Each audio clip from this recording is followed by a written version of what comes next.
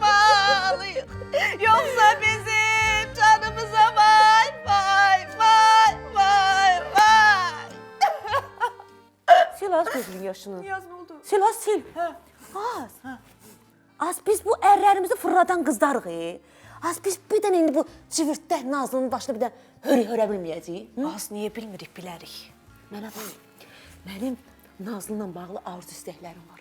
Mən istəyirəm ki, Dilbəri onun yanına qoyub işə çıxım. İndi burada bu qara geyinib dirdiyi bağlaya bilmərəm mən. Ay qız, mənim də Nazlı ilə belə qəşəng planlarım var. Nə plan, bacı qız? Bax, mən dedim, sən də deyək. Rəhim, indi söhbətdən yayınma. Kimizi. Yaxşı da yaxşı, sonra deyərəm. Biz indi necə eləyək ki, bu Nazlını evə qaytaraq, onu fikirləşmək lazımdır.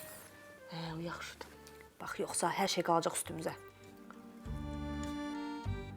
Gözümü suyu qurdu.